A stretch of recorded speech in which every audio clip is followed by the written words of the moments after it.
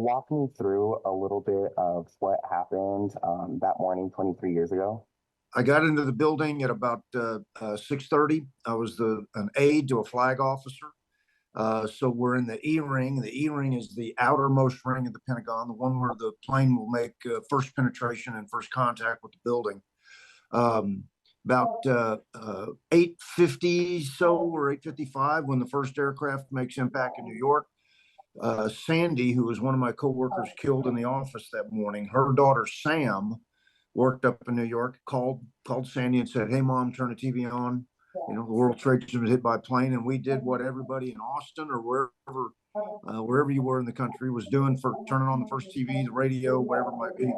Watched the events unfolding up in New York. At about 9:35, I stepped out to go to the men's restroom. I told Sandy and Cheryl, my two coworkers that were still with me in the office, that I'd going to head to the men's restroom. I'd be back momentarily, and that those were the last words I would in fact speak to Sandy and Cheryl. Went to the men's restroom, took care of business. In going to the men's restroom, if you look at the outer wall of the Pentagon after impact, the window where my desk was located was just to the left of the impact point.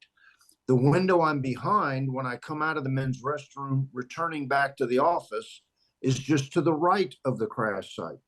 So when I went to the men's restroom, I walked through what would be impacted and what would eventually crumble, went to the restroom, came out, and I'm just a few steps from being in the impact point. So I'm 15 to 20 yards from the nose of that 757 making impact with the building. And by the Lord's grace, I'm still here. I was burned on 60% of my body, with about 40% of my burns being third degree. Would spend certainly months of hospitalization, recovery, a lot of time in the hospital ICU. But by the Lord's grace, here we are 23 years later, and still living in this great country and in this great state, and gotten to see so many things over the last 23 years that we thought my wife Mel would see as a widow. Wow, yeah, that's an incredible story. Do you remember sort of the moments after the initial impact? I do. I mean, it's Zach. It's a graphic story, and I won't be gratuitous, but I just want your viewers to be forewarned. But in that immediate moment of impact, I thought bomb, and in the next nanosecond, as the vacuum and the concussion blow you across the corridor, and because I'm at the intersection of the E ring and the fourth quarter, blow you across the hallway, you're set ablaze, and you go in a matter of seconds, you go from a well-lit hallway in charge of your faculties to an earthly hell of fire, the smoke, the pain, and the disorientation.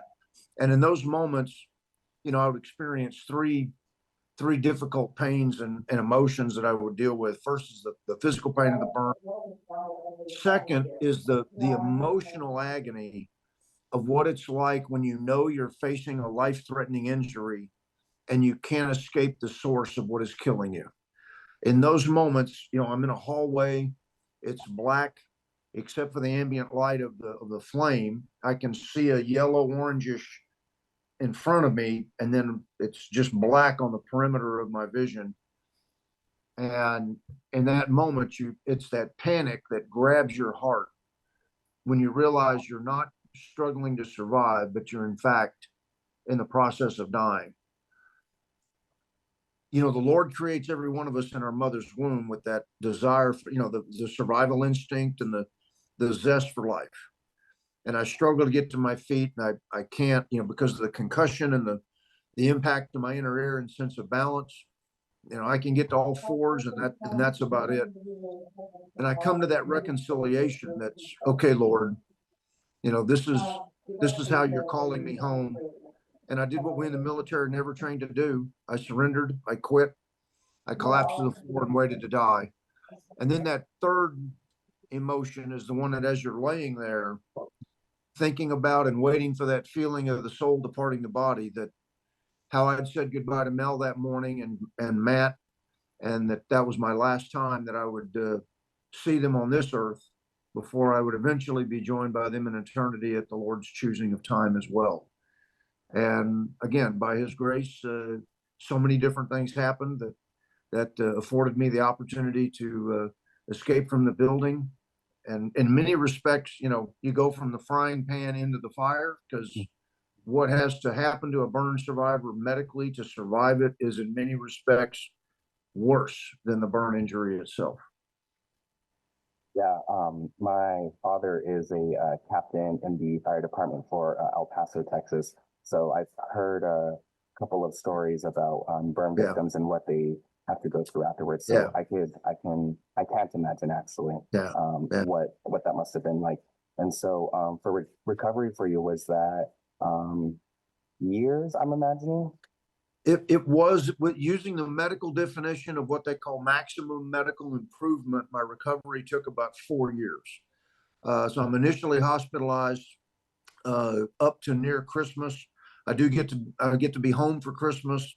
I spend a number of months in convalescent leave. Then some surgeries for functionality, what's called the activities of daily living, to be able to function. And I won't get graphic with those, but and then a period of time to let my body relax, and then reconstruction will begin in about a year after convalescent leave, and that'll take up till about September of 05. So about 4 years. And you mentioned firemen earlier. We've always had a great appreciation in our family for the medical community, for policemen and fire. But I found an even greater, healthier respect having been through what I went through, because look, some of what you have to go through medically is some of the toughest love. What the physical therapists have to do to you, but I love my doctors, but I cherish my anesthesiologist, if it's okay to say that, Zach. And then the firemen that would come to visit me, that had, like your father, that had been in a fire department, had been burned, to come and encourage me. In the same way that the cancer survivor comes alongside the current cancer patient, to go through that encouragement. I learned there's always a respect there, but an even healthier respect for what firemen risk, for what police officers risk. It was a great time of learning as we were going through that experience. Are there any specific first responders that you want to give a special shout out to right now, that may have impacted you that day or during that time? Well, Bill McKinnon, Roy Wallace, John Davies, and Chuck Knobloch were either colonels or lieutenant colonels that worked in the Deputy Chief of Staff for Personnel's office. Those 4 men were my comrades in arms. They were the first ones to get to me, because as I was staggering down the hallway, working toward the A-ring is the innermost ring of the Pentagon. So I'm in the corridor, and the corridors are the spokes that connect the rings. So that's what gets you from the E-ring to the A-ring, that, almost 100 yards of hallway. They're the first ones that come across me, somewhere in the middle of that hallway, somewhere by the C-ring area, pick me up, carry me in through the B-ring door into an A-ring access door to get to the A-ring, and where I'll receive my first medical care from a great Air Force doctor named John Baxter, because he's got his go bag with him. He's got the morphine. He's got an IV, and I'll eventually be evacuated out of the building to Georgetown University Hospital and go through some very brutal things there. But I always tell the Georgetown Hospital staff on those occasions I get to be back in DC with them for some memorial of some type, that, the Lord is the reason I'm alive. And they were very helpful to the Lord to make sure that my Purple Heart was not posthumous in that emergency room. And so again, there's a sense of gratitude to all the folks that were part of my survival that day, Zach. That's amazing. Do you think that these situations that you've experienced help inspire your run for office? No, not specifically. I did not run for office because I got run over by a plane, and it's a great story of the Lord's grace. I was always I wanted to be that guy when I retired, hopefully as a full colonel at 30 years, that buys the RV and drives around the country, goes and sees the country for a while. But the Lord is your ultimate assignments officer. And then when Senator Avert announced his resignation, there were people that asked me to consider running. I was open to serving. Lord had put some amount of service on my heart. We operated our ministry for burn survivors for many years. I was certainly very politically aware, politically active on what I believe the proper role and function of government is, what the philosophy of governance is that we ought to live under.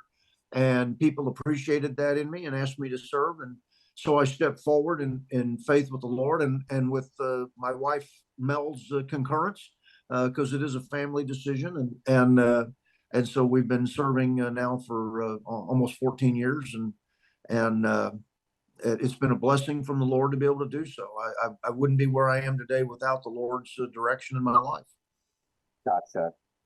My final question for you, Senator, is what words do you have for any victims or any victims' families today? Well, our thoughts and our prayers are with you. September 11th isn't solely about remembering those that are killed that day. Because look, my cell phone started getting messages as we do every year from, I've got a backed up, log of text messages from folks and all of us remember Sandy and Cheryl. Those are the two coworkers that I lost in my staff directorate. So many were out of the other staff directorates, people I did not know.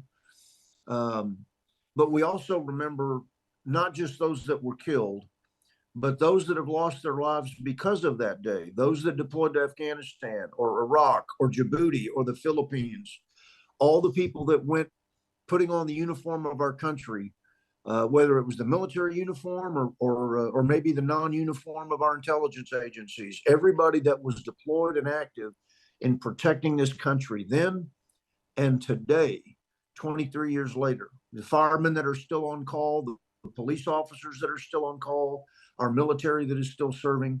We think about everybody between September 11th then and now, and everybody that will continue to serve. God bless each and every one of them that enjoying the risks and the tug of death because of the profession they've chosen. Very well said, Senator. Is there anything else you'd like to add before we end our conversation? Hooah! God bless Texas. God bless our great country. May he continue to have his hand of protection upon us. It's been my treat to join you, Zach. Thank you so much. And I know you have a busy day ahead of you. I hope it's a great one. Thank you so much, sir. Hooah! Thank you, Zach. You take care.